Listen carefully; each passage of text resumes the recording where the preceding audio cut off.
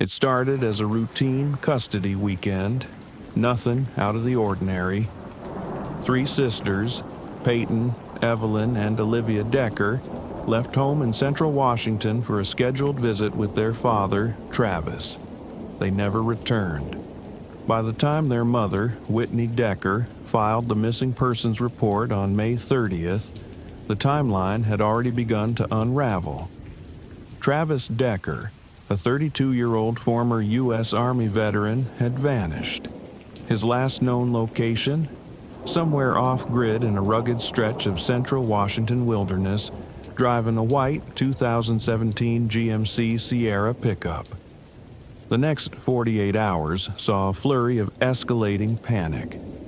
Whitney begged police to issue an Amber Alert, but was told the case didn't meet the state's criteria.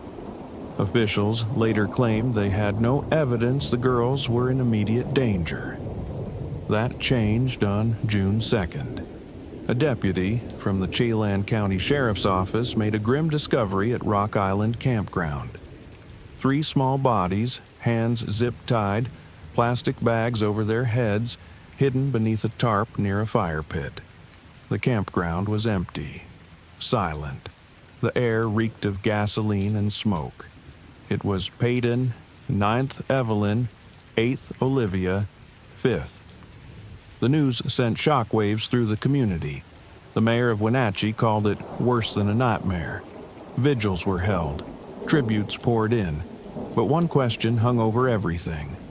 Where was Travis Decker? The manhunt began immediately.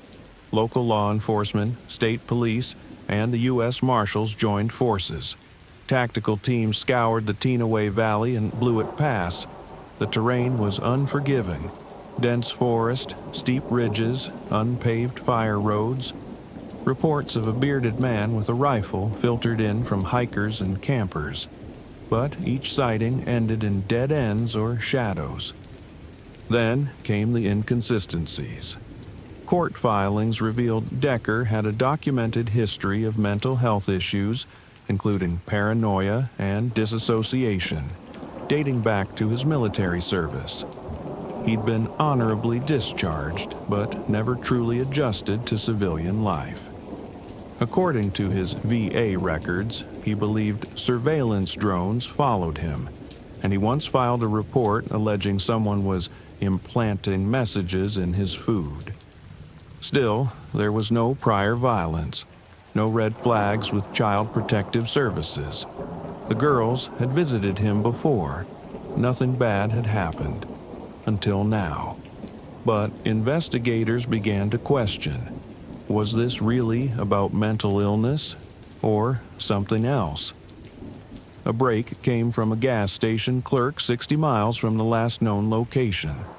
She remembered a man matching Decker's description buying fuel, water, and a burner phone in cash. He wore a cap low over his face.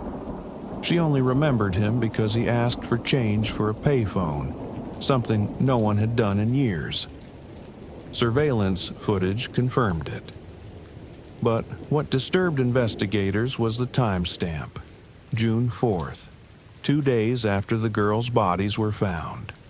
Why hadn't Decker fled farther? Was he taunting law enforcement? Or was someone helping him? As the reward climbed to $20,000, the case attracted nationwide attention. Social media lit up with amateur sleuths, TikTok theorists, and even bounty hunters claiming to have inside info. But the Chelan County Sheriff's Office issued a public warning. Do not approach. Decker is considered armed and dangerous. Still, no credible sightings. Until McCall, Idaho. There, a tourist reported seeing a man resembling Decker digging behind a lakeside cabin. When police arrived, the man was gone. Dogs lost the trail in the woods. But what they did find shocked them. Military-issue ration packs, a makeshift radio scanner, and buried under a tarp, a duffel bag filled with burner phones, a stack of prepaid debit cards, and a note that simply read, "They won't understand. It was mercy." Was Decker preparing to disappear forever, or was he planning something worse? Then, another twist. A former military contact of Decker's came forward. According to this anonymous source, Decker had once been part of a classified intelligence unit specializing in unconventional warfare simulations, psychological experiments, survival under duress, controlled stress environments. In other words, he was trained to survive off-grid, trained to endure, trained to evade. But why would someone like that kill his children? Unless he believed he was saving them from something worse. On June 16th, the U.S. Marshals took over the case. Their investigators noticed something local authorities had missed. In Decker's military file, several redacted entries included keywords like extraction protocol, post-deployment destabilization, and asset quarantine. What did that mean? Elise Carr, a former investigative journalist turned private researcher, analyzed the files. She found Decker's records were scrubbed in 2019. Before that, there were deployments listed in regions no one talked about publicly, conflicts that never officially happened. She believed Decker wasn't just suffering from mental illness. He was suffering from something that had been done to him. Her theory? Decker was part of a failed Black Ops unit, tested on and discarded, and something triggered his breakdown, perhaps surveillance, or a threat to his children only he believed was real. Then she found a curious data point. All three girls had visited the same pediatric specialist 3 weeks before their deaths, a doctor who previously worked in military bioresearch. Coincidence? Or something more? Carr tried to contact the doctor. He was missing. And then the final twist. On June 17th, an anonymous tipster dropped a flash drive in a police mailbox in Seattle. On it was a video.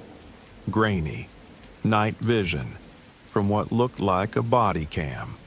The footage showed a man, possibly Decker, standing in the dark, speaking into a camera. You think you know what this is? You don't. They made me. They pushed me. And when I asked for help, they gave me pills. The girls, they were never supposed to be part of this. But now they know, and that makes them targets too. Then, a loud crack. The video cut out. FBI analysts authenticated the footage as legitimate, though they would not confirm who the speaker was. Authorities renewed their warning. Media blackout requests were filed. But internally, one thing was clear. This was no longer a simple murder investigation. This was something much bigger, and Travis Decker was still out there, to be continued.